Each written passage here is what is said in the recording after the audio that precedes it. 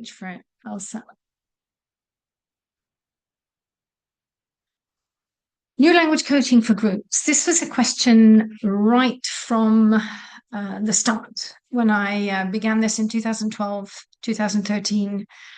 Most people saying that this only works with one-to-one. And through the years and through my own experimentation, and I know through many of you, some of you in the audience, I know Lisa, for example, I know you work with big groups. And many, Sanela, you too work with groups. And many of you, I know that you are getting some brilliant results working with groups. So that's what we're going to explore a little bit today. My apologies, but I am going to start with extremely negative. As you know, I want to scream this from the rooftops. And today, some slightly different research about the pandemic. Now, there are lasting effects from the pandemic. Last year, the UK published a report on the effects and the impact of the pandemic. And, you know, you will get the recording, everybody, so you will be able to look at this research more. You've got research from 2024, the impact of school closures, the lasting effects. Now, this was interesting, a Panorama BBC article, and you can actually download this. And I just want you to read quietly these two paragraphs at the beginning of this article.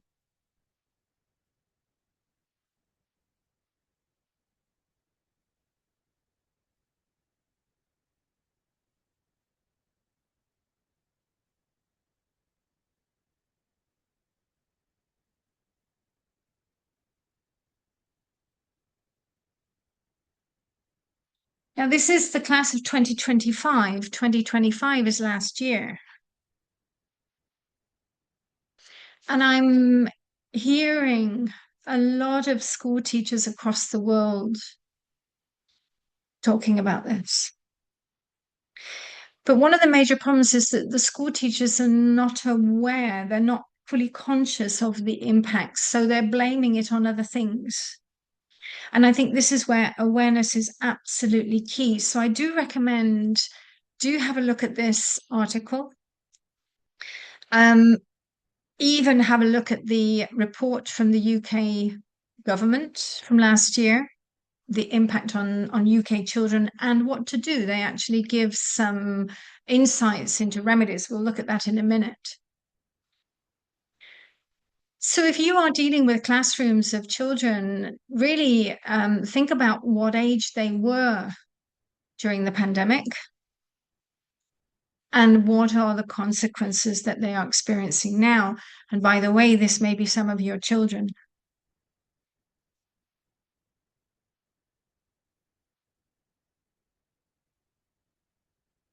So pandemic disruption, anxiety, also the fact that those children who were special needs during the pandemic maybe didn't get the right attention at that point. So now they're suffering even more. My apologies that I'm skipping over. As I say, you will get the recording so you can go into this deeply. Greta, absolutely. The social skills that normally develop in those early years, even for teenagers, they were not allowed to develop those social skills. They didn't have that opportunity. Now, the UK government recognizes this and also promotes that teachers should be trained into well-being.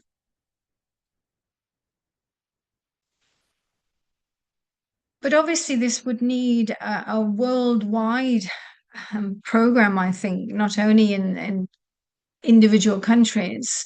They talk about strengthening mental health support, scaling up on counseling, psychological support, dropping clinics at schools, train the teachers for distress, trauma-informed emotional support.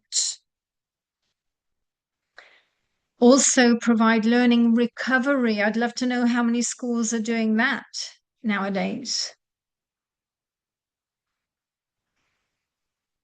Definitely promoting habits, routines, especially physical activity. You know, the importance of physical activity, I think, is really not spoken about enough either. It is not only about the body, it's also about brain chemistry. Movement and physical activity will change the brain chemistry. And then finally, the family and community support. So those are the remedies. Now, the reason I've started with this is because if we're going to talk about groups, we're obviously talking about classrooms, we're talking about schools, institutions, universities, maybe you have private groups. And I think it is about that consciousness. Our webinars in the last weeks have been about consciousness, metacognition, and really that awareness of there may be something much deeper to hand if there is a problem with a child or a learner or a young adult or an adult. And that problem might lead back to those years of the pandemic. Now, this means that we as educators, we have to arm ourselves with a lot of training. And I think you all are. So congratulations, all of you, and thank you for training and developing in ways that we never imagined 20 years ago. And a lot of people who are in trauma areas in the world, a lot of teachers are doing trauma informed, which is brilliant. Many of you are going deeper into the neuroscience, the neuropsychology. Well done, because we need it. But above all, we need it for ourselves. And I always say, when we are balanced and calm and able to bring that space to others, we can then also facilitate their calm, their learning, and their, let's say, development in a very calm way from both sides. Now, neurolanguage coaching, for those of you who don't know, we sit at that intersection of the teaching, the coaching, the neuroscience. So we are very much in that middle part. But neuro is not only neuroscience, it's also emotional intelligence, neuropsychology, all of the neuros, neuroeducation. And in that way, we are integrating the principles from the neuro, where we are integrating the principles in the process itself. Everything that we do has a reason. We open up the conversations with the learner about the brain, about learning. And we also bring that mirror to the learner so that they become aware and understand themselves. And on the coaching side, we are bringing in professional coach training. It is ICF accredited. We're bringing in those coaching conversations, coaching competences, the structure and the spirit of coaching. Now, just as a quick summary, because then we're going to go into the groups. We do talk to our learners about the brain. Now, I know that a lot of teachers don't feel equipped for this. I remember reading a study in 2015-16. US teachers were asked about neuroeducation, neuroscience, and why they were not bringing it more into the classroom. Remember, we have the concept of neuroeducation since the 1990s. And many of these teachers responded that they did not feel confident enough to talk about the brain. Now, we're not, our desire is not to be neuroscientists. We're not there to be expert applied neuroscientists in the classroom. We're there on a very human level to try to help our learners to understand themselves, how they learn, how they react, how the brain is functioning. Just last night, I was speaking to a young gentleman who's back learning English. He learned at school. He must be in his 40s now. He's back learning English. And he said to me, Rachel, I'm ashamed to speak with you. I'm terrified because you're a native. And that is the universal feeling that we all have. And I turned it around and I said, well, that's how I feel when I speak French, Italian, German, Spanish, Catalan. It's the same for me. So the question is, how do we get you going beyond that fear, beyond that shame? Learning a language, I think it's even worse than mathematics. We all know how terrible learning mathematics is, each and every one of us. I do think language learning is even worse because it takes us into a very vulnerable space. So the more that we can calm our learner down, help them to understand they're not the only ones on earth feeling like this, because that is also the feeling, it's only me. It's not. And talk to them in very simple terms. And this is your challenge. If you're talking to little kiddies, how do you make them understand in a very simple way? If you're talking to teenagers, how do you communicate with them about the brain? If you're talking to adults, neuroscientists, if you're talking to clients, business clients, very logical, mathematical brains, how do you, Ollie, thank you, speak their language? Yes, exactly.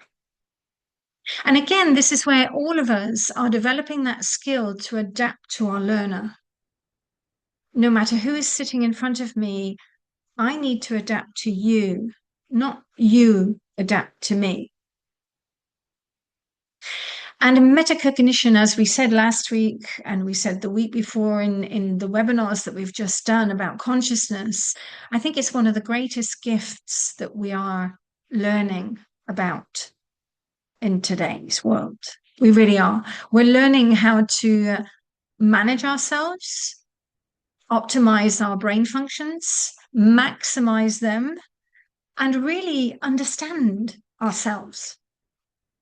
Because we are a complex, I don't know what to say, a complex marvel of the world, each and every one of us. So the neuro is about implementing and bridging the theory and putting it into practice to enhance the learning process. On the other side, we're bringing in the professional coaching. Now, anybody can call themselves a coach. And that's fine. It's really okay. You know, you've got sports coaches, health coaches, you've got all types of coaches in the world. The ones that make the difference, the professional coaches, are those who have the credentials and all the accreditations. And just for those of you who have never done coaching, I would like all of the Neurolanguage coaches who have done the course with me and other courses in coaching, just give me a sign here. Is coaching easy? Professional coaching, is it easy?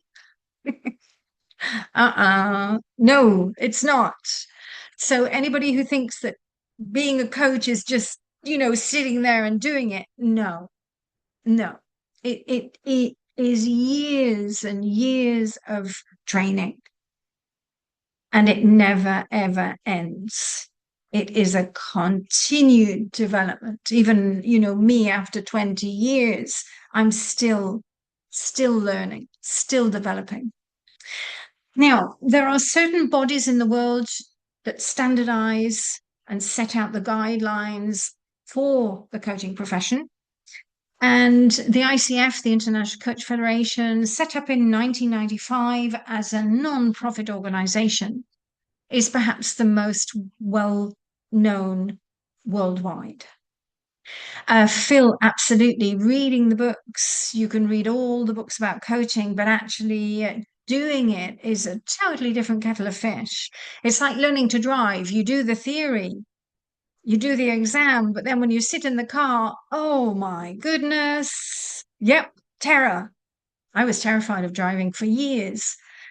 It's the same with coaching. It's exactly the same. You cannot learn to coach from the books. You have to do it. Absolutely. Now, we are accredited by the International Coach Federation. We follow their guidelines, ethics, standards. We incorporate the competences of coaching into the neurolanguage learning process. All of these competences are mirrored into our processes. What is coaching? Well, when we go into let's say, the definition of coaching from the ICF perspective, it is not about giving advice. It's not telling people what to do. It's not being the expert. It's not counseling. It's not psychotherapy. It's not therapy. It is really helping people to find their own path, their own way, their own solutions. And we are there as guides, facilitators, if you like, provocateur. We're there as the accountability partner, as the person accompanying that coachee, that learner towards their goals, solutions, pathway. And as many of you know, I do follow the non-directive also style and communication.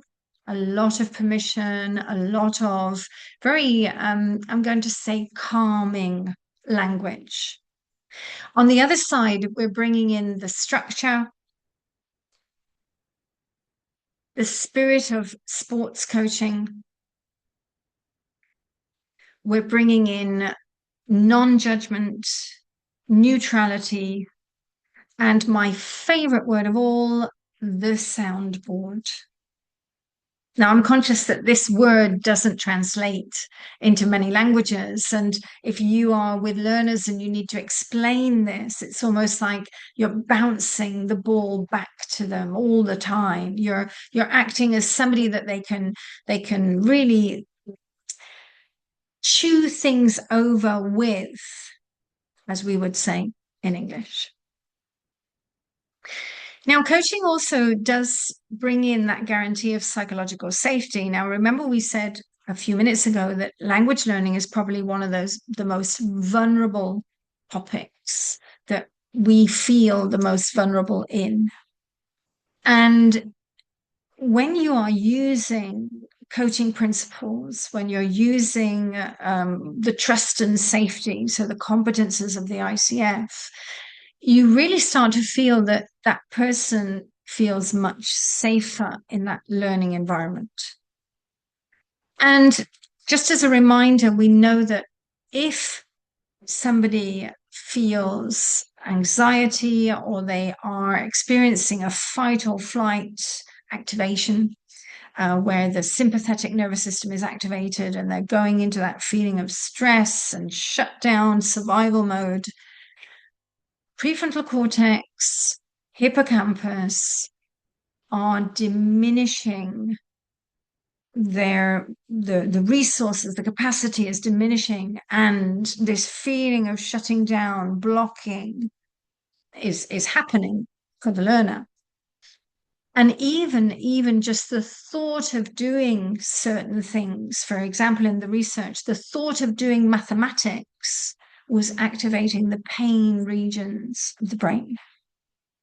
So just imagine if you've got a client who has to go and speak with the boss in English, or go into a meeting in English, or deliver a presentation in English. Just the thought of it could be provoking this social and emotional pain, which could be leading to that feeling of shutting down and the fight or flight. Now, how can coaching change conversations? Well, definitely just nuances, just small changes to the way we communicate can really make big differences. So understanding the power of words, positive or negative words, how they activate certain regions of the brain, just understanding powerful questions, open questions, stimulate, closed questions, shutting down, how reformulating, clarifying, summarizing is demonstrating the active listening, how the I'm really sorry, what needs to change, the compassionate conversation can also change that dynamic of the conversation, the positive feedback, provoking the dopamine release, the calm presence. All of that is something that we start to embrace when we're bringing professional coaching into the learning environment. Because one truth is that we, the educator, the way that we speak with our learners could actually be triggering the learner. So maybe too many directives. Maybe we say something and they feel judgment. Maybe they feel defensive or under obligation. You know, often we, especially with children and teenagers, you should, you must, you ought to. For those of you old enough to remember the fingernails on the blackboard, as you can see here, I do think that's what happens when we hear something like that. It's like it's grating the amygdala in the brain. It's triggering that feeling of being triggered, emotionally triggered, which can then lead to the fight or flight. So we spoke about this in the last webinars, becoming very conscious of the way we communicate. Everything that we say, we really need to start paying attention to it, controlling it. And even controlling it to the extent of using what we need to use and understanding how, you know, just using the right word at the right time can have such an impact, or the right question at the right time can have such an impact. Keeping them calm. You know, as I was saying that, what came to mind there was this research on brainwave synchronization. Brainwave synchronization is real. And if you are working with groups and they are synchronizing with each other and synchronizing with you as the educator, they are going to be much more engaged. There was research, 2018, a New York biology class, and that's where they really could detect that those learners synchronizing brainwaves with each other and with the teacher, they were the ones who were most engaged. So it's really a skill, the art of communication, or the art of controlling communication. Andrea, how to achieve the synchronizing? Again, I think it really is how we are talking, how we're communicating. If we are very calm when we are communicating, remember, authenticity is key, because on a very subconscious level, we're always picking up whether somebody is authentic or not. So getting to that authentic space of being real. And let's be honest, some school teachers, and I remember some of mine, often put on the voice. You know, now, children, today we're going to, and the voice goes into the school teacher. This is what we really need to understand. Am I taking on a new persona, a new identity as a teacher? If so, why? Why? Why can't I just be me in front of all of you? So I think, again, we need to look at ourselves so that we're bringing in the authenticity, we're normal, we're who you are normally in front of any learner, because that's what they're going to pick up. And then if you are calm, and if you're not calm, at least be honest and say, okay, I'm nervous. Can I share with you? Today, I'm nervous about sharing this topic. So honesty, authenticity, and they will start to calm down with you and checking in with the right questions. How are you feeling? How do you want to do this? Giving them the autonomy is going to keep them calm as well. And I think all of these ingredients, plus the pauses, the intonation, the bringing in the joy of learning, all of those ingredients are going to help those brain waves to synchronize. I do think the research will, little by little, give us more and more information about that as we move forwards. And powerful coaching conversations also mean that you have that skill to be able to coach around the emotional triggers if you need to, even in groups. We'll talk about this in a minute. Compassionate conversations, troubleshooting questions, issues, and also bringing them coaching conversations about how to learn. And obviously, coaching changes the structure of learning. And we said this earlier. Firstly, understanding motivation. It's not just the reasons for learning, it's the vision. The motivision is how we call it. And SMART goals, specific, measurable. Remember, the more specific, the more measurable. And tying in with what we've been saying over the last weeks, the more specific, the more you're going to be able to help them to manage the cognitive overload. And remember, the goals need a time period. By when would you like to have achieved this? There has to be a time period. Otherwise, it's the eternal wish. Now, we'll talk about this again. We'll talk about this in groups in a minute. And getting coaches to really think about how do they want to achieve the goals? What activities do they want? So the structure becomes setting goals, working on them, goal review. Setting goals, working on them, goal review. So can neurolanguage coaching really work for big groups?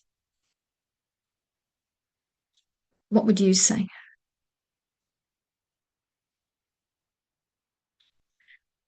My response is absolutely. Absolutely.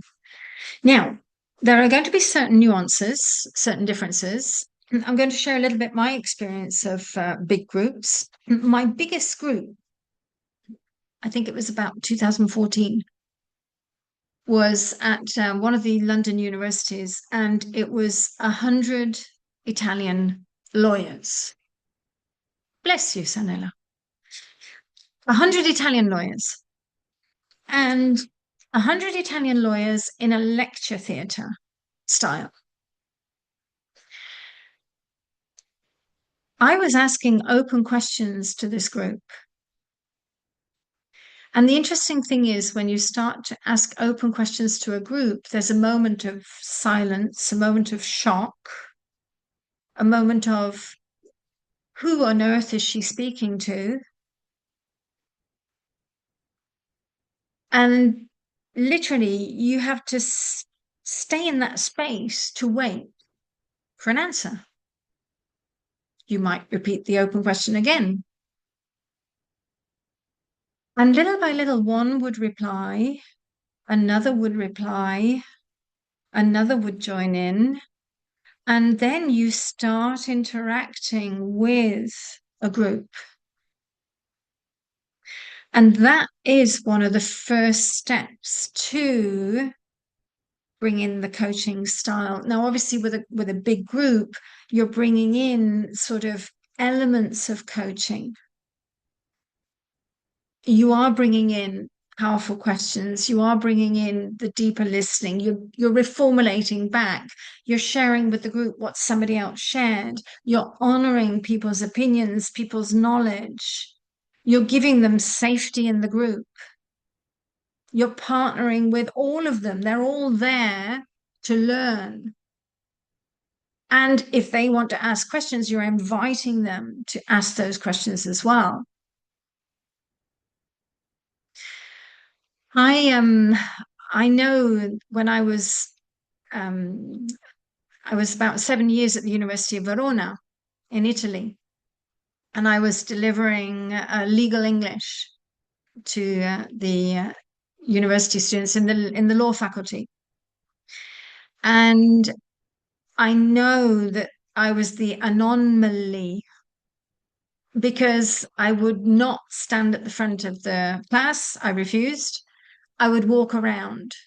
I would walk around, I would interact, I would open up the questions, I would ask them.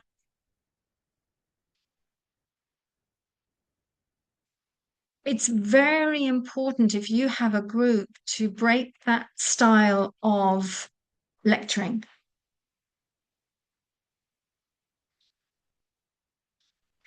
By the way, I know what it's like to be a student in a lecture theatre and totally to be bored out of my head, as many of you probably have too. So it really is how you start to interact with bigger groups. Now, we're going to break it down a little bit more. We're going to look firstly at little kiddies, and then we'll go into teenagers, then we'll go into the bigger groups. Now, interestingly, Montessori has great fame for experiential learning. And in fact, experiential learning is also about giving children a lot of autonomy, finding out what they want to do, connecting in with the emotions. The method of Montessori is very, very, I'm going to say, um, aligned, or we align with the same principles as Montessori. Montessori teachers are not trained in teaching, but they are trained in giving autonomy and also experiential learning and getting the kids to really discover themselves. Now, from the research we know, and this was the research from Csikszentmihalyi, hopefully I said it okay. I can see Sanela smiling there. Hopefully it was okay. I know you know Hungarian. No, can I tell No? you? Yes, Cheeks and please, Andrea. Cheeks and Mihai. So there is a y and then an e. Csikszentmihalyi. Yeah, good. Yes. Thank you. Csikszentmihalyi. There you go. Um, Obviously the father of flow. Um, More flow states and flow experiences were observed with children in Montessori settings than normal kiddies. Now we have to understand that kiddies under the age of 7 um, learn in a different way because the prefrontal cortex does not start fully kicking into that development stage until after the age of 7 or 8. By the way, it doesn't mean they don't have a prefrontal cortex. They do. And they do have, by the way, I think more capacity than we think. But often in those years, children need more help. So you can't just say to a child of 4 or 5, what's your goal? Impossible. You need to there begin bringing in choices, finding out what do you like, what do you not like. Maybe you're doing it with animals. What animal are you? What face do you like here? You're getting them to express themselves maybe with metaphors or different ways, or the weather or things like that. There's a lot of the coaching that you can try with them, though. You can be very calm and ask with permission, how about, what do you think if? sort of coming into that sports coach, what do you think if we do this now, making it like a game, and very much that experiential learning process, because children under the age of 7 are learning by doing, repeating, observing, mimicking, conditioning, all that sort of way, all those ways of learning. From the age of 7 or 8, when we start to develop the prefrontal cortex, there was a recent study showing that the development of the brain, and you have this sort of from 7, 8 years when the prefrontal cortex starts kicking in until late 20s, early 30s. Apparently, we do not reach the fully adult brain until the 30s, early 30s. Now, in those years, we're trying to connect in with our critical, rational, logical, analytical thinking. And it's obviously a development that's slower or faster according to how we stimulate it as well. But remember, those teenage years, what we're trying to do is connect the emotional with the rational, logical, and analytical. And this is why teenagers are very emotional. They are literally being led by the amygdala. The amygdala is in the driving seat in those teenage years, trying to rationalize emotions.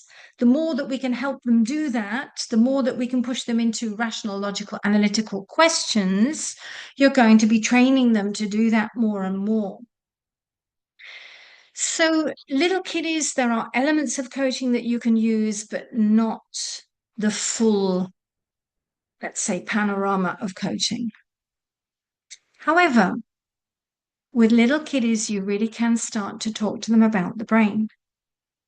You really can start to help them to manage and even to bring in strategies and tactics to be able to manage themselves, or at least tell you if they need help. Many of you know the brain hand from Daniel Siegel, with the amygdala in its little house, and this is the prefrontal cortex at the front. And when there's a big tiger, maybe your prefrontal cortex will run away and the amygdala will be screaming for help. Do have a look at Daniel Siegel. He explains it much better than I do. But we have quite a lot of our coaches doing this with little kiddies, to say to them, if you are stressed, if this is how you feel, show me, let me know. Even in a group of kids, the kids are now standing up and showing the teacher when they're stressed. And then the teacher is able to come over, maybe bring them together in a group, help them to calm down, help them to help each other. This is key, that children are able to express when they need help. Remember what we said about the pandemic at the beginning? There might be more stress calls or SOS calls than we realize children need. So, with little children as well, this is where you also need to take control and know when to be directive and when not to be directive. Because there are going to be moments when you need to be directive. Don't put your hand on the stove. It's a good idea that you're very directive there and not, may I ask you not to put your hand on the stove? So you have to know when to be directive and when not, but that means you have to control the directives, because this is one of the major problems, that as teachers we go into overdrive with directives. Active listening, definitely with little kiddies. No more rah, rah, rah teachers. Oh, come on, you're okay, you can do it. No more. I'm really sorry that you're feeling this way. I can see that you're upset. I'm sorry that you're crying. What can we do to make you feel better? What do you need to, how can I help? How can we help? And especially if you've got kids fighting, acknowledge them both. I'm really sorry that you're both fighting here. I'm sorry that you're both upset. What do we need to deal with this? Sort it out. How can we sort this out?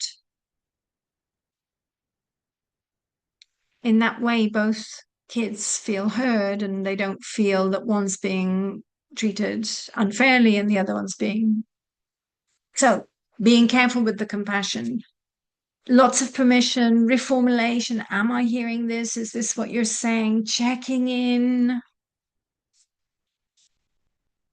And definitely being careful with the open questions, closed questions. Children may struggle with the open ones, so you might have to help them a little bit. You might bring in some mindfulness for kiddies. There might be some guided imagery. There might be some breathing that you can do, but through games, through fun. They might pretend to be animals. There might be mindfulness with movement. They might be moving like animals. So expressing themselves through the body, through movement, or they might be learning through sensory experiences as well, and really getting them conscious of those sensory experiences. So those are the tips for kiddies.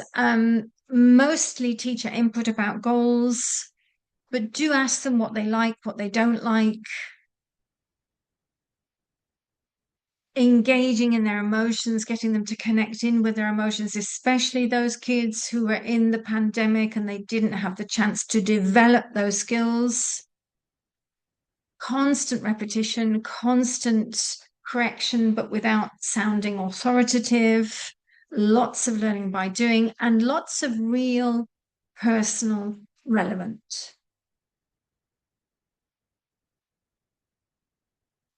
But one of the secrets to everything,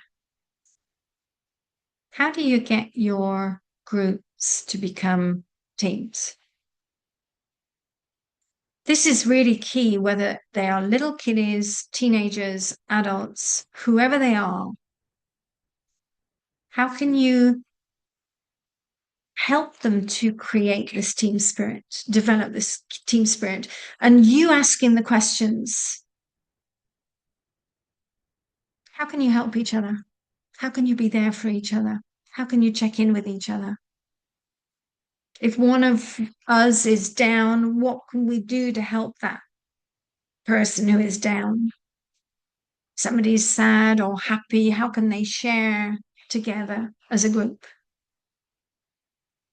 So even with little kiddies, trying to get them into that feeling of we're in this together, we're learning together.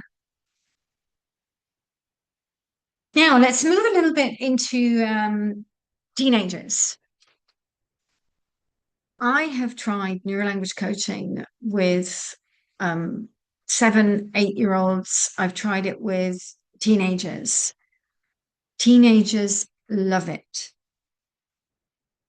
Even the 7-year-old that I was doing this conversation about, present tenses, loved it. And actually said halfway through the conversation, we don't do grammar like this at school. And when I said to him, okay, how do you like it? I love it. I wish we did it like this at school.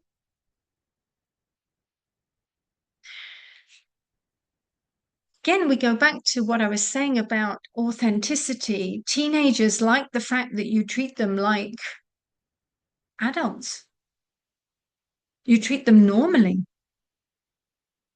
You don't treat them with a funny voice and condescending because they're not old enough, or judgmental because, oh, I know more than you. You treat them in that authentic space of, you want to learn, I'm here to help you, how can I help you? Everything that we do in neurolanguage coaching is applicable to teenagers. Everything. The coaching conversations, the active listening, the compassionate, everything. And definitely here, we're moving away from the word why. If it is in connection with personal behaviors, personal sphere, why didn't you do your homework? You're going to get a defensive response, emotional response. What's the reason that you didn't do your homework this week?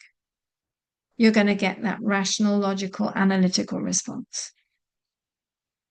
With pleasure, you can ask why about facts and whatever. Why does the sun rise in the east? I don't know. Why didn't you clean your room? Because you're going to have the biggest explosion on earth. So again, we come back to controlling the way we communicate. Remember, teenagers, it's the amygdala driving. So they get very emotional. But really asking teenagers, how do you want to learn?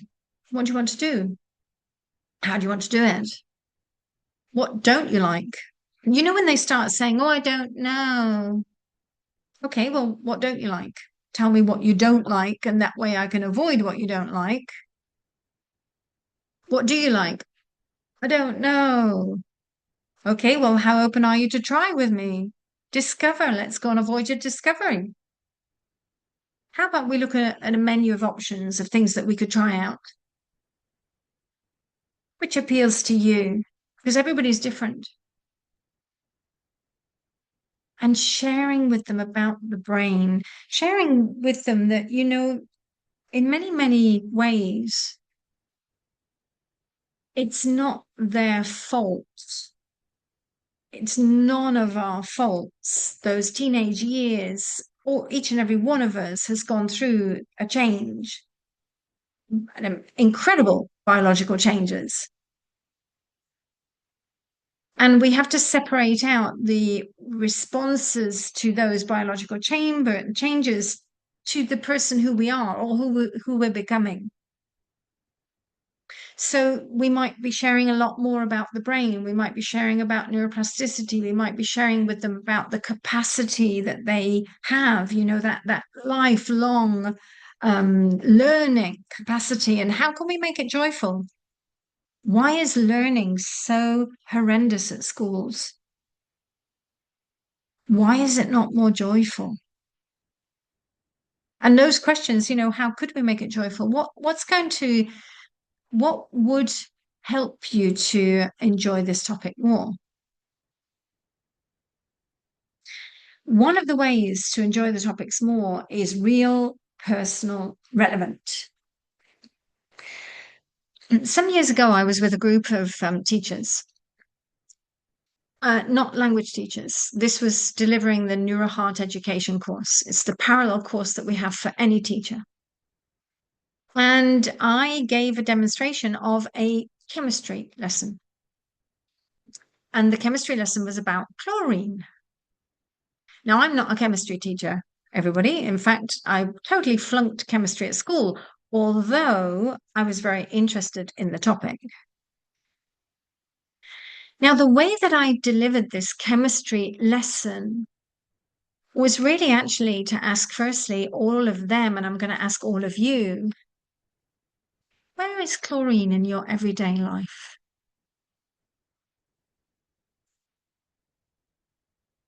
What would you answer? Tosha, I saw you moving your lips there, but I couldn't read them. What did you say? Tap water. Tap water, chlorine, yes. Well, that's why I never drink it. Yes. Yeah. A swimming pool, yes. Where else? If you live in Spain, you probably got it every day in your cleaning fluids, bleach, etc. Bleach. And just by asking those questions,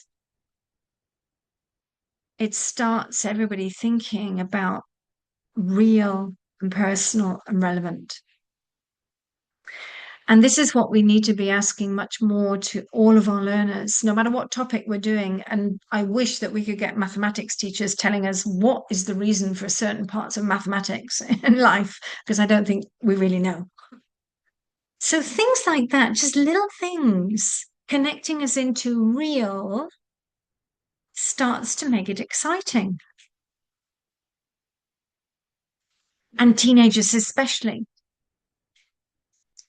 And then help them to to connect, help them to really scaffold, to pattern, talk about patterning in the brain, talk about the fact that they could learn very quickly if they could pattern quickly.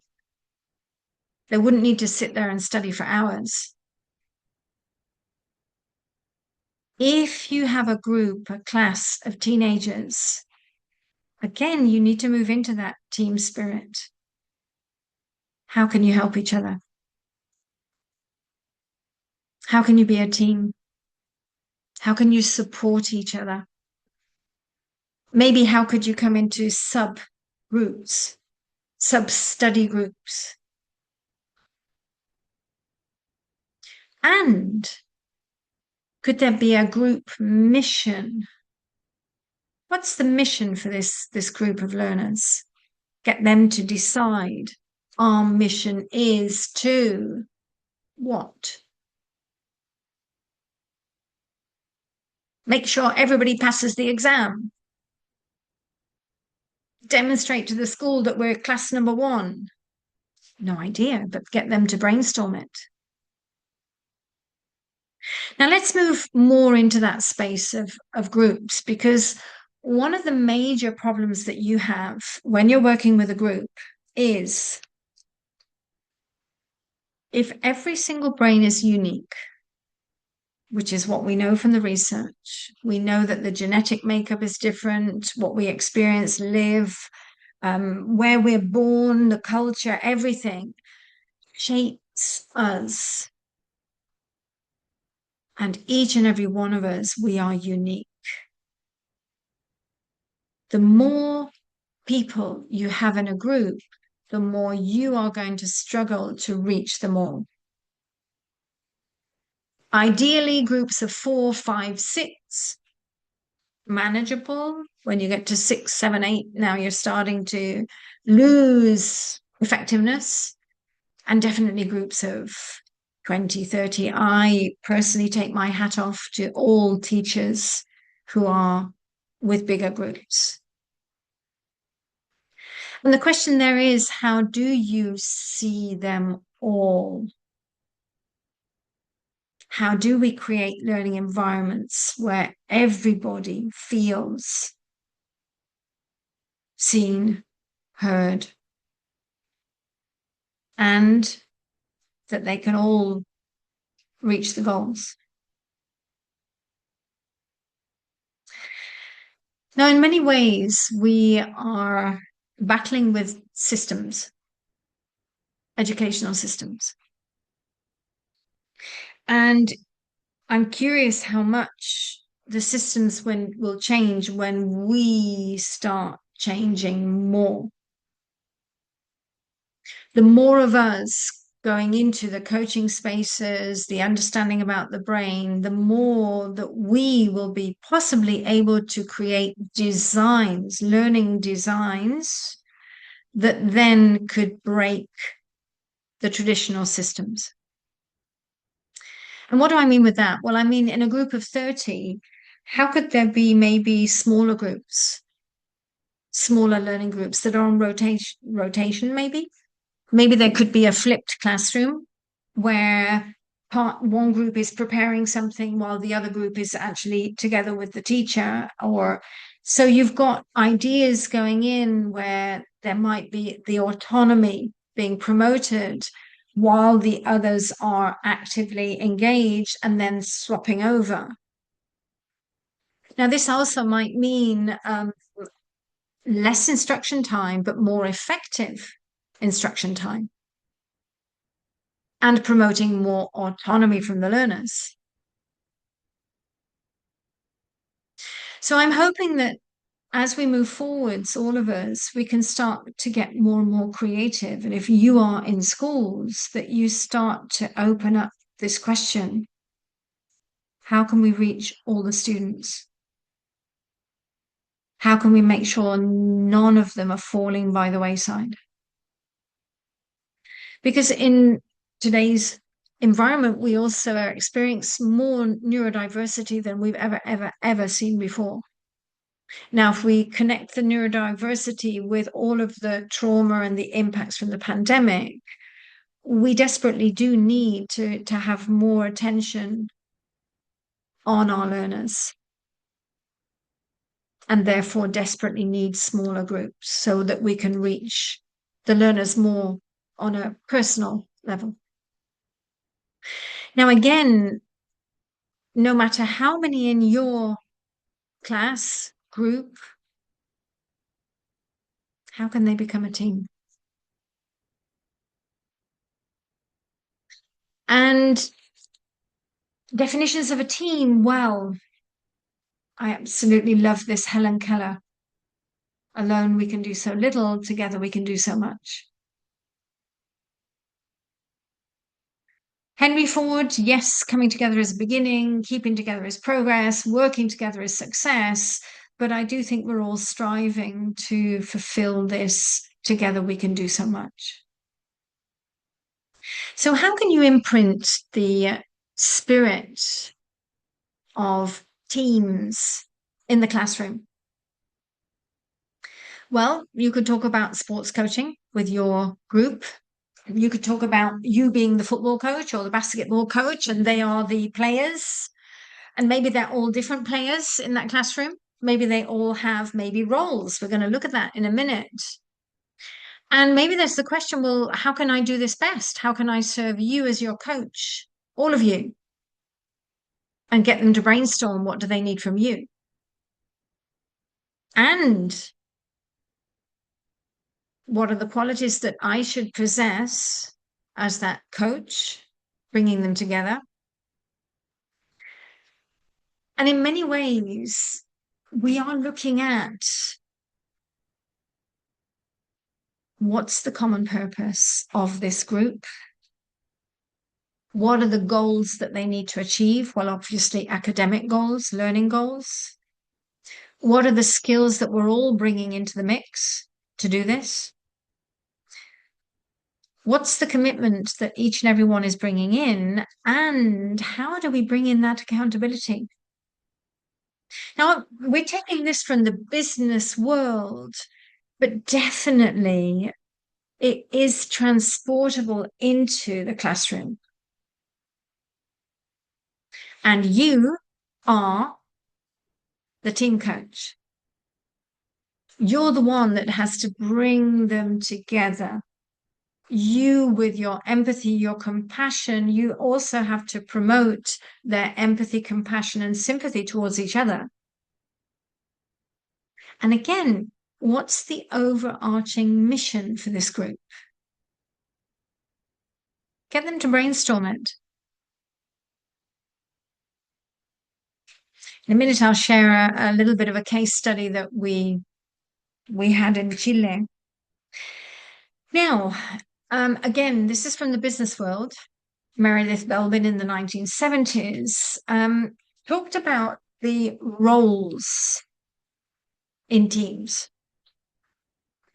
And he talks about the fact that to have an effective team, you need a balance of complementary behavioral contributions coming into that space of the team. And he did say that these are not personality traits. And you might be able to adopt different roles.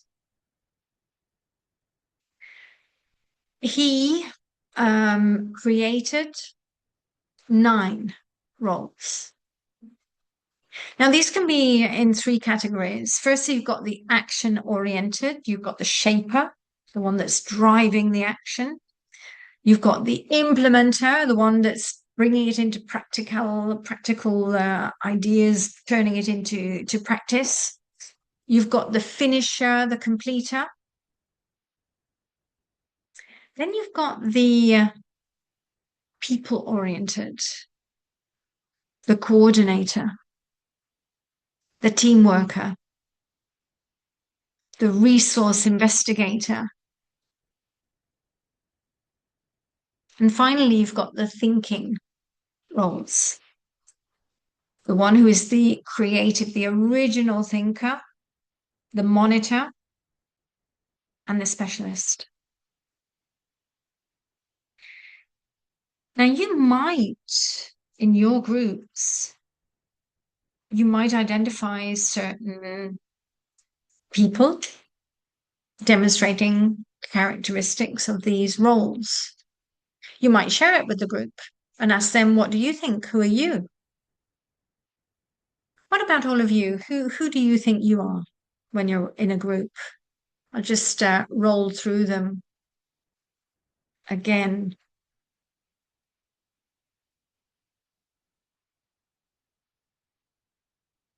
Who do you identify with?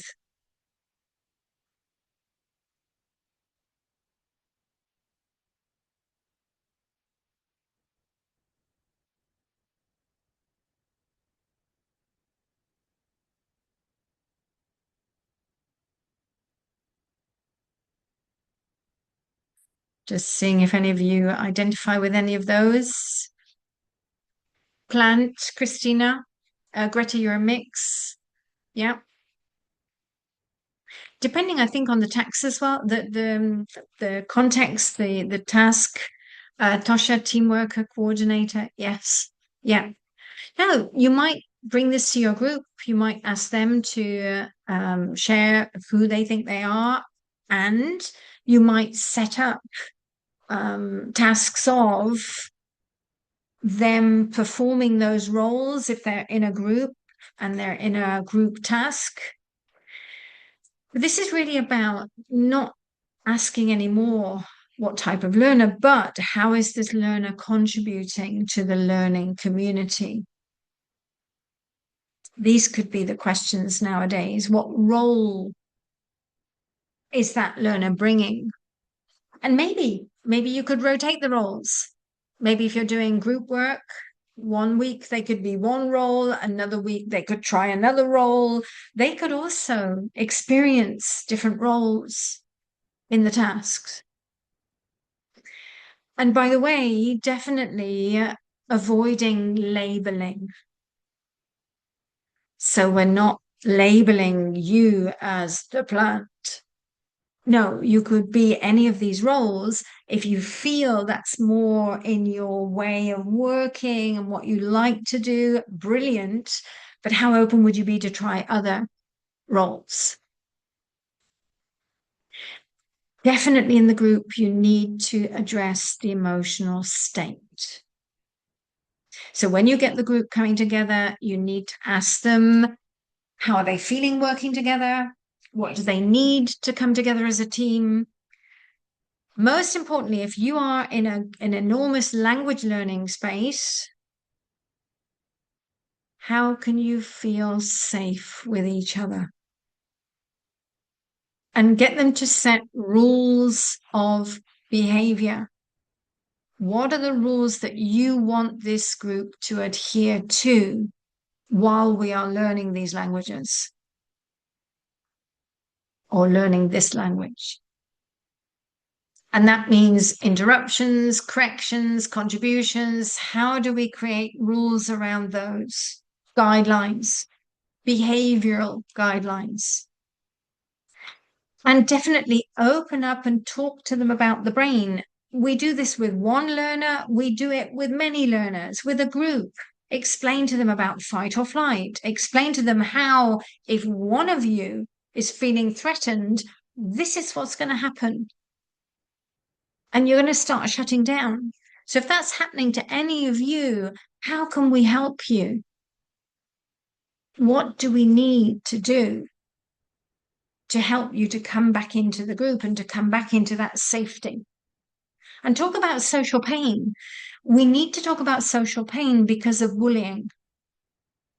In groups, especially, you get more possible bullying. And you definitely need to talk about the research on social pain and how the brain does not know the difference between physical pain and social and emotional pain. Remember, the same areas of the brain are lighting up, namely the anterior cingulate cortex activated, whether it's physical or social and emotional. And bullying is social pain and emotional pain. And it needs addressing. I would honestly say if you have a big group, you need to get the white elephants, the pink elephants, any elephants out and address them with the group. And at the same time, open questions. How are we going to solve this? What can we do to move forward together?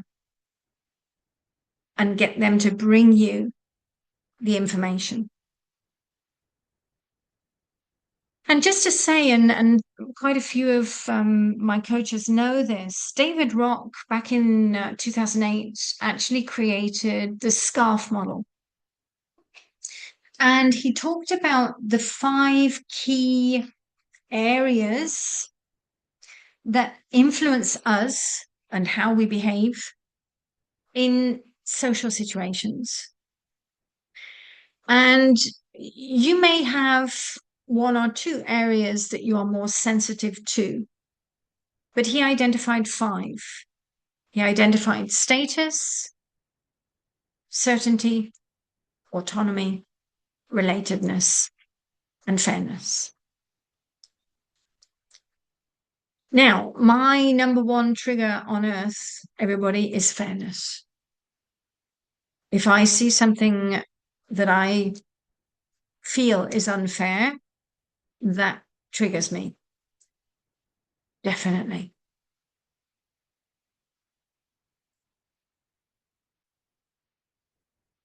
Autonomy as well. As you all know, I'm a very autonomous person. So if somebody's giving me directions and orders, I'm normally going the other way.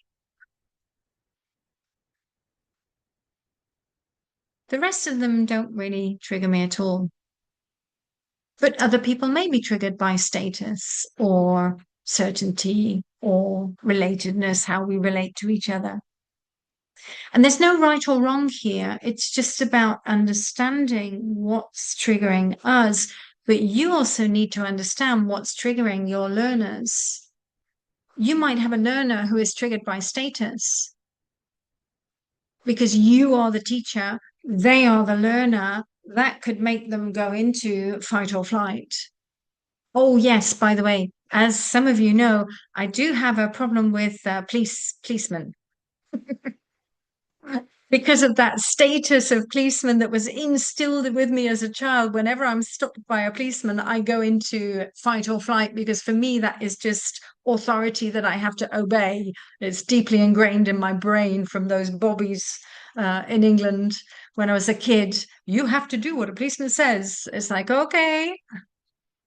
So there, I always feel that trigger. And a funny story, some of you know, 2018, I was driving in France. I had to get to the airport, Marseille. I was driving on the autoroute, just coming out of the péage. French police. German car, English person, French police. You can imagine the scenario, you know, it's like, okay. And the first thing she said to me, it was a lady policeman. The first thing she said was, "Parlez-vous français?" And I'm going, oh, oui. You know, it was like already the stuttering, everything was fight or flight. Anyway, everything was fine. And I merrily went on my way. I was late for the plane, so I was really nervous, obviously impacted by that. Needed to put gas, LPG, auto gas into the car. My car is a hybrid, it's gas and petrol. Got to the petrol station. I couldn't get the nozzle to fit into the gas part. And I'm trying and I'm trying and I'm trying and I'm going into the panic. I'm going to lose the plane. Oh my God, I can't get the nozzle in. I go running in like a damsel in distress in French. Au secours, you know, all that. Help me, I need help. The man came out to help me, took the nozzle off, put it on the car, no problem whatsoever. Looked at me as if to say, "What's wrong with you?" And that's when I realized I was in such a state that I was putting the petrol nozzle into the gas part. But that made me smile, because obviously you can see there just how we go into this incapacity to think when we are triggered. Now, if your learners are going into those states of triggered, they just cannot think. Now, I would talk to them about stuff. I would have a 10-minute, 15-minute conversation about this. Look at this, everybody, and get them all to say, okay, what triggers you the most? Let's hear from all of you. What's your top trigger? If somebody's unfair to you, or if you see unfairness, is that your trigger? And get them to share with each other, and then get them to understand, if I recognize that you are triggered by one of these, how can I calm you down? That's the most important thing. So if I know that you get triggered because you perceive me as the teacher and authority, what can I do to help you understand? Actually, we're equal partners here. I'm just here to help you learn. I'm here to transfer knowledge. So this model is beautiful to actually talk with learners. By the way, I've used this model with my adult learners as well. And I've gone through it with them, and I've talked to them about it, and talked to them about fight or flight, and asked them, what are your triggers? And get them to know themselves through their triggers. So address the emotions, create the team spirit. How can you help each other? Even if you've got a team of 30, how can you help each other? How can you feel safe with each other? What do we need to do? How can we check in with each other? And here, what could help is getting them into that group motivation, group goals, group missions. Ask them how they want to learn, how they want to work on the goals, get them into smaller groups. In a minute, we're going to look at learning preferences. Now, one of our coaches in Chile, she was a Spanish teacher. Obviously, they speak Spanish, so she was teaching the native language. And obviously, they had a curricula to follow. But after she did the course with me, she went back to Chile and she actually asked the class, how do you want to move forward, everybody?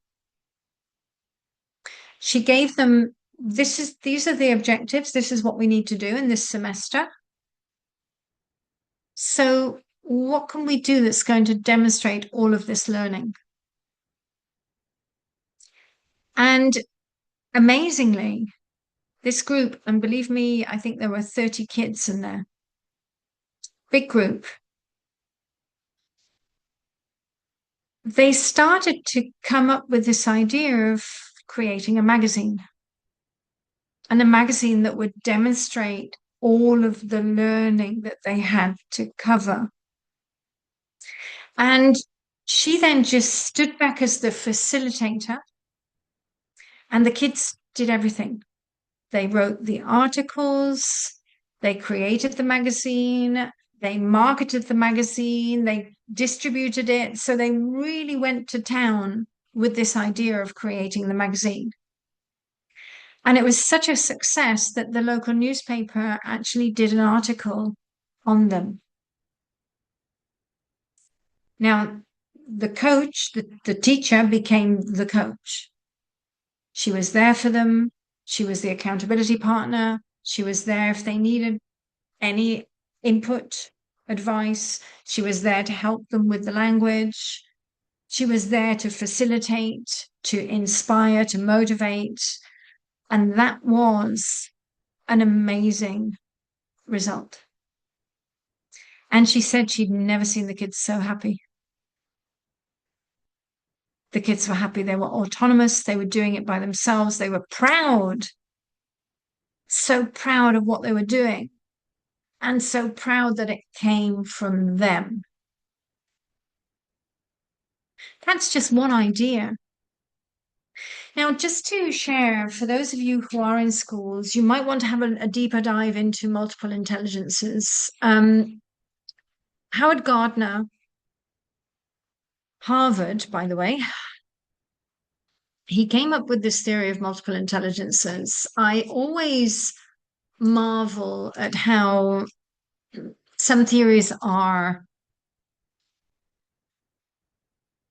criticized heavily or accepted. And this particular theory has had a lot of criticism to the extent that some countries, the educational systems don't accept it. Other countries embrace it. Argentina, if any of you are in the audience from Argentina, I want to say for me is one of the countries with the most emotional intelligence in the classrooms, in the schools, because they embrace everything. Ontological coaching, multiple intelligences, emotional intelligence, everything. And you can really see that sensitivity in the, I'm going to say, in the educational system in Argentina. England, for example, totally rejects multiple intelligences. And some other countries. I'm not sure if any of you know if your country does or doesn't. If you want to put in the chat box that information, I would be curious. What is it about? Well, Gardner actually, he openly said this is not about learning styles. This is about how we receive, perceive, and interpret information. And we're all different. We may have tendencies towards certain ways that we absorb. And he called it intelligences. And he then went into the different types of intelligences. And I love this definition of them: the word smart, number smart, picture smart, body smart, people smart, music smart, self smart, nature smart, spiritually smart. I love those ways of explaining. Yes, Ollie, you are definitely chocolate smart. Absolutely. We should add that to the list. We really should. We'll write to Mr. Gardner. Now, the interesting thing is, when you're working with little children, and there are some schools, I think, in New York that have embraced the intelligences. And they have, in different areas of the school, they have different stations that reflect activities for each of these intelligences. And with little kids, what you actually could do is get children to experience the different activities to see how they react to those different types of intelligences. And it might be that you're developing, children are developing and showing tendencies, or children may be opening up to trying everything. And some schools do actually promote, trying all different types of activities that reflect the different intelligences. I think on YouTube there are also some videos demonstrating this. And I saw one years ago where the children had a task, but there were different ways to get to the results of the task, and they could choose how they wanted to do it. So very interesting to think about. If you have a goal or a task that's on the curricula, what different activities could you think about? And then get the children to choose which one they want to experience. Now, remember that we talked about my chemistry lesson earlier. Chlorine. That group of teachers that did that course with me, I got them into the breakout rooms to think about activities that would reflect the intelligences. And they could choose whatever and think about an activity that would be appropriate for children reflecting that activity, reflecting the intelligence, sorry. I will never forget. One group of teachers came back with, and now we were on the periodic table. We were on the table of chemical substances, as you all know, the symbols and everything. They came back with this interpersonal intelligence activity, which was getting the kids to imagine that they had gone to a chemical substance party, and they had to introduce themselves to each other as that chemical, and explain to the other people who they were, their characteristics, what they let's say their form was, whether it was gas, solid, whatever. It was hilarious. It was hilarious. Can you imagine? They were having a chemical substance party. I thought it was incredible, that idea. And you could imagine kids, hi, I'm bromide. My color is, and this is what I look like, and this is what I do when you put me together with chlorine. Can you imagine? I would have loved to learn chemistry like that. Anyway, that's what I mean with being imaginative.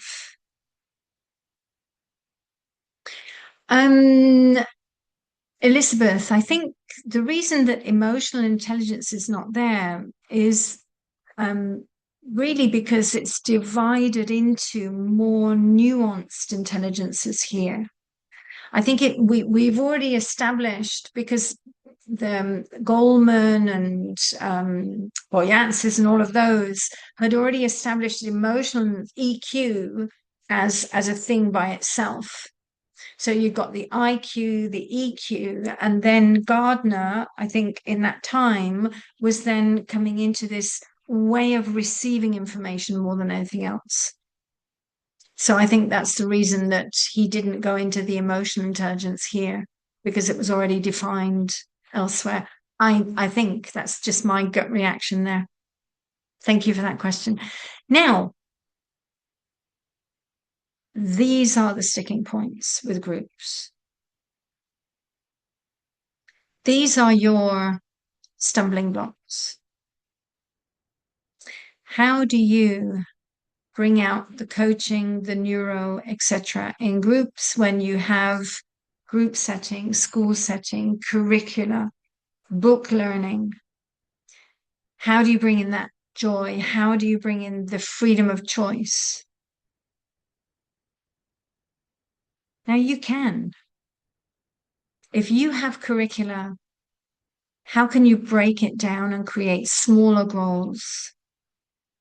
Maybe you're going to break the class up into different groups with different goals and then reporting back in to help each other to learn in different ways. Maybe you're going to have activities that you're asking them, how do you want to do this? This is the goal. Okay, everybody, we have to know the present perfect. In these next 2 weeks, we've got to wrap this topic up. How are we going to do it? How do you want to do it? What type of activities? How are you going to help each other? How are we going to get it embedded, automated, get you using it? Everything is going to be about opening up the dialogue with the groups.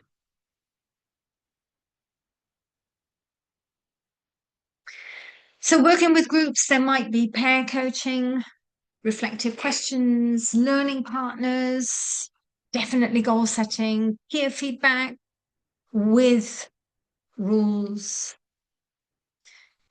Might be learning contracts, collaborative reflection, choice boards. We'll talk about that in a minute. Personal learning plans as opposed to the group learning plans, micro coaching conversations. All of this could be coming into that space. Plus, choice boards could be a list of activities.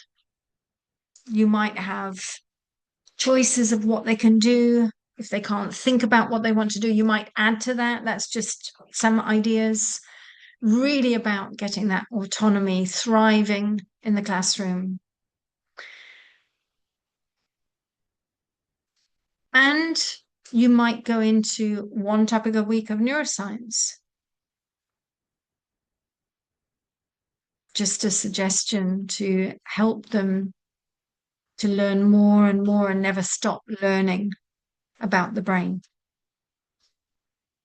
So those were just a couple of examples of moving forward.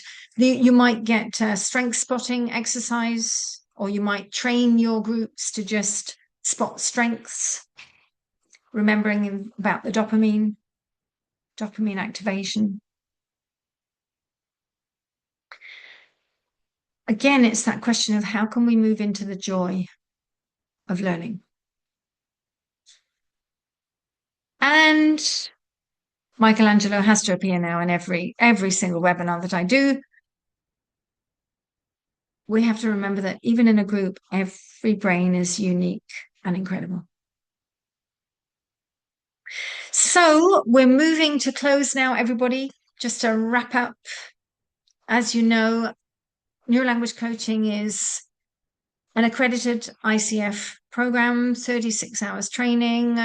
Some of our beautiful coaches are here with us today and doing some amazing stuff out there in the world. We are an amazing network. And just to say that Neurolanguage coaches really are non-directive. They are very much the catalysts, the facilitators, the soundboards, helping learners to achieve what they're achieving. There are many, many, many testimonials from teachers who have done the course from all over the world.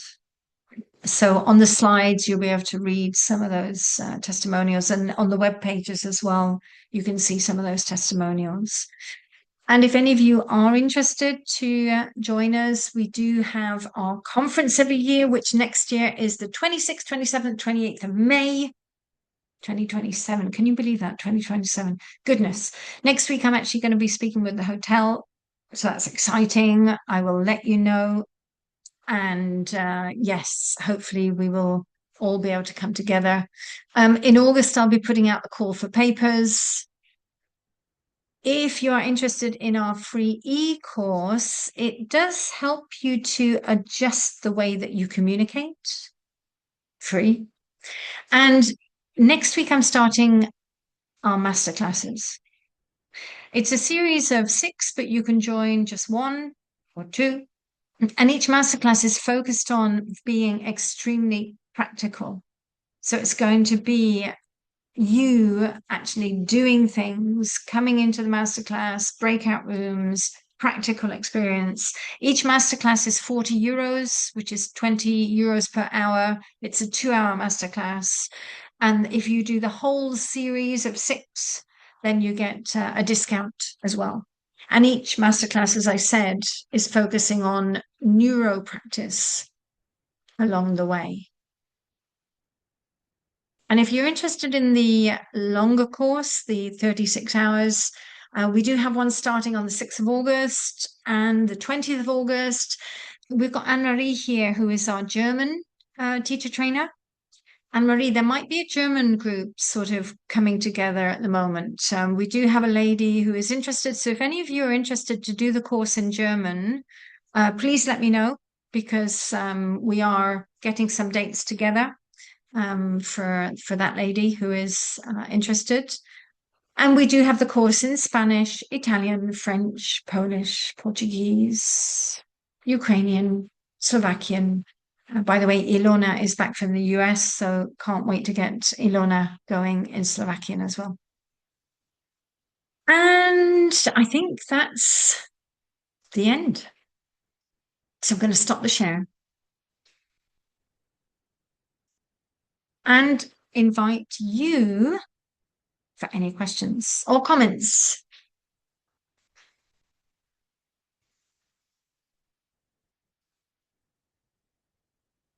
Thank you for being here, everybody, on a Saturday morning. Elsa is putting in the certificate request as well, if you wanted to ask for a certificate today. Any questions or comments? Rachel? Agatha. Yes, Agatha. First Good of all, morning, good Brazil. morning. Yeah. It's Well, very good early for afternoon you. to you now. Let me turn on my camera. But yeah, my hair was all over the place just a second ago. Yeah, very early here. Lovely to see you. Lovely to see Good to everybody. see Hi, you. Betsy. Elizabeth.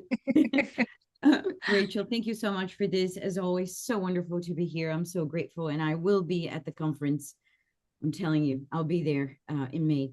But I do have a question. Something comes to mind when it comes to schools and group learning and university and those settings. What would you say about how to deal with all the stress caused by assessments, tests, exams? Recently, I shared it here. I was listening to a podcast in which Matthias De Stefano, I'm sure you know him. So he's a spiritual teacher, and he gave up school after about a year or two in Argentina when he realized how stressed people were. He wasn't really, but people were so stressed and losing sleep because of all the exams and tests. And he said, no, I'm here for the joy of learning. I can't handle this. Yeah. It's just not what I'm here for. And he's a teacher today, extremely famous, and he just gave up university because of all this stress. So what would you say about how to approach assessing students when it's time for that? I mean, kids or teenagers, I don't know. I'm just curious about what you would say about it. Thank you so much. Yes, Agatha, thank you. Beautiful question, because it's part of this systematized learning that we have worldwide, which again, the question is, does it really serve us? It might serve a certain type of person who thrives in tests, and others who are equally as intelligent may be left behind because they don't thrive in tests because they get so nervous. And I remember a couple of years ago, I was doing a webinar with an Indian school. It was a K-12 online school. And one kid, I think he was about 8 or 9 years old, came on with the same question. How do I deal with the stress of exams? Because he really was anxious. He wanted to, he was having panic attacks at the age of 8 or 9. And I think one thing that maybe as teachers, if we cannot stop this system, what we can do is try to help our learners to understand the brain, to understand what is stress and anxiety, even 5, 6, 7, 8, 9-year-old, to understand what's happening. In baby terms, you can explain it, or in simple terms, you can explain it. Help them to understand fight or flight, help them to understand that, this is normal because they under threat. But then help them to understand that they can build resilience and behaviors to help them to calm. And I think that's the secret, that we as teachers and trainers and educators, if we can't change the system, we help them with resilience, with strategies, with calming strategies like breathing or just meditating or focusing or mantra or whatever they need to calm down. And that's where we can really help them the most. Until the day that we can change the systems. Yeah. Yeah, it's an interesting world, everybody, because I'm seeing more and more this prediction that in about 3 or 4 years, AI is really going to be running a lot of the show. So the question there is, well, to what point are exams going to be necessary in certain things? And especially this pressure on little kids. I mean, I'm always shocked. Little kids with so much homework. I remember my ex-partner's little girl at the age of 7 in an Italian school having pages and pages and pages of homework. What for? to ruin the kid's life, I would definitely go and throw it at them and say, I'm sorry, my kid's not doing that. I'll homeschool my kid. But homeschooling in some countries is prohibited. Interesting, isn't it? We either indoctrinate the kid or we don't. So, yeah, it's an interesting world. And I definitely hope that, you know, each and every one of us, as we move forward into this, not necessarily neurolanguage coaching, but this emotional intelligence and this way of changing the way that we teach and wanting that change. Definitely, we're starting to change so many of these. Am I allowed to say stupidities? Thank you. Okay, you know, if you've got a teenager with homework, fine, maybe a little bit more acceptable, but a 6, 7, 8-year-old, no way. No way. Crazy. Rachel, may I add something to that? And thank you so much. That was such a beautiful answer. Thank you. I just thought of something that I learned during my time in Bali. So I was living in this family house, like house compound. That's usually how we live there, right? We rent a room in a huge family compound. So you interact with the whole Balinese family every day. And I learned from them that in Bali, I'm not sure about the rest of Indonesia, but in Bali, kids start school as late as possible. So they delayed a little bit. So maybe if they're supposed to start at 5 or 6, they'll start at 7, something like that, just so they can play more. That's what the parents told me. So they have time to play. So they and family time. And they're so united, right? And they interact so much with all the tourists and foreigners. So they learn English very early. Yeah. Talking to all the foreigners, because there are so many of us. There are so many of them. Yeah. So, but I thought that was quite interesting. They're not worried about, they prioritize play and family time. So I thought that was interesting. Yeah. On just piggybacking on what you're saying there, I totally agree that institutionalized school at the age of 7, fine, but those first 7 years are amazing learning years. So the question is, how are those children being stimulated into learning, because they learn automatically and taking everything on board experientially? Now, before, parents used to do this. You know, my mum taught me to read at the age of 2. And that early stimulation is key for the development of the brain through those early years, and the stimulation is key for everything. Definitely. Now, if parents are not doing that anymore and the kids aren't going to school until 7, those kids, great, they're learning English through, the tourists and whatever. How can we help kids in those early years to learn through play, like the Montessori groups? Letitia, yes, more stimulation outdoors, etc. Play learning. It's still necessary that they're learning, but not in the way that they're learning in schools. Yes. Any other questions or comments? Christina, good to see you. Good to see you and everyone. Thank you very much, Rachel, for the useful webinar. As always, inspiring.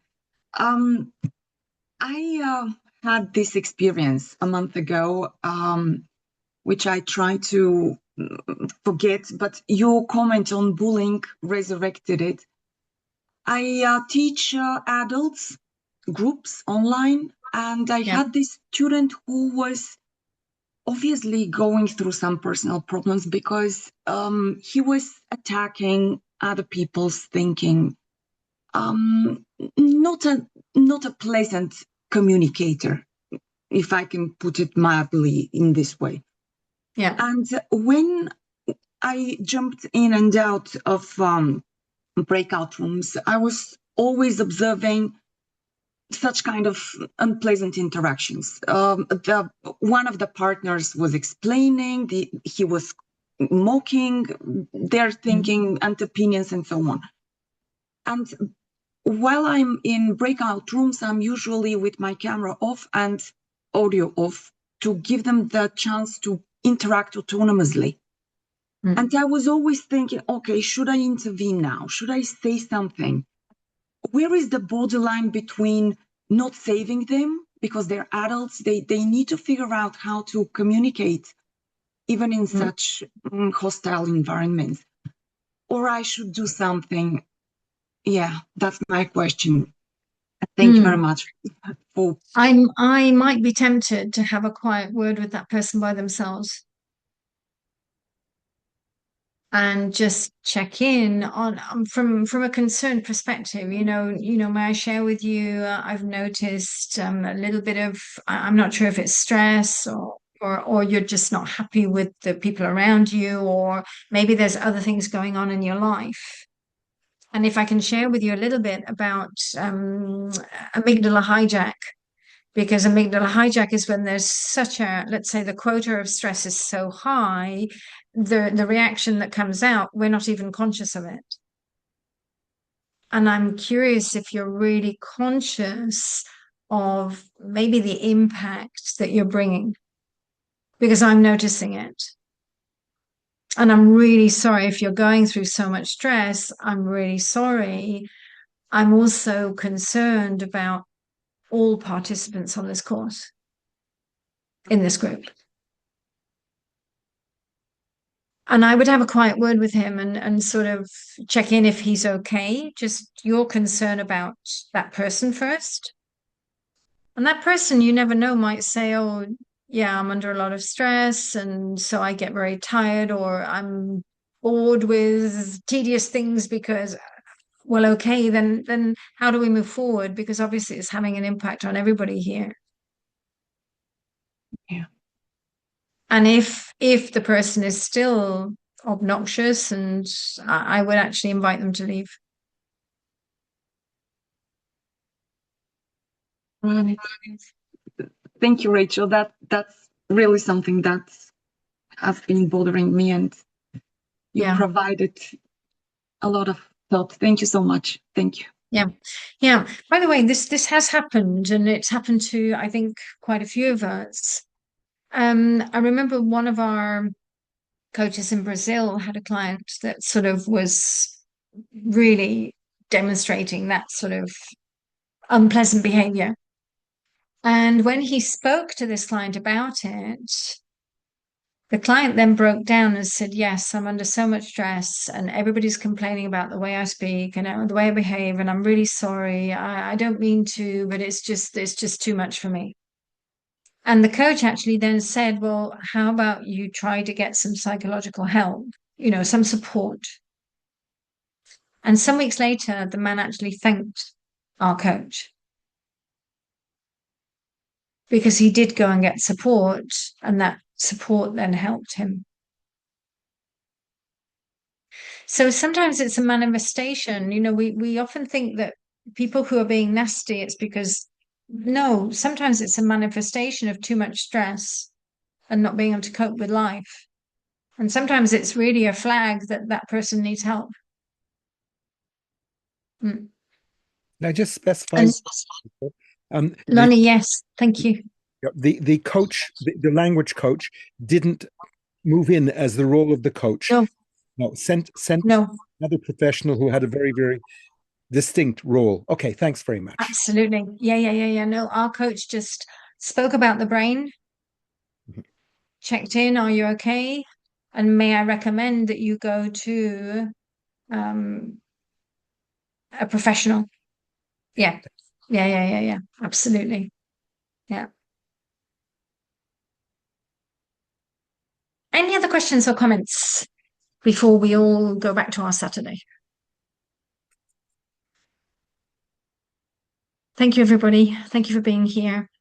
Looking forward maybe to seeing some of you on the masterclass, working with you, and I will bring out some new webinars towards the end of August. Elsa, thank you for being there as the rock in the background, and thank you to all of us, all of you coaches. Thank you for doing what you're doing out there. Never stop what you're doing. Have a beautiful Saturday. Thanks, everybody. Yay. Keep shining. Bye, bye, bye, Bye. bye, bye. Bye.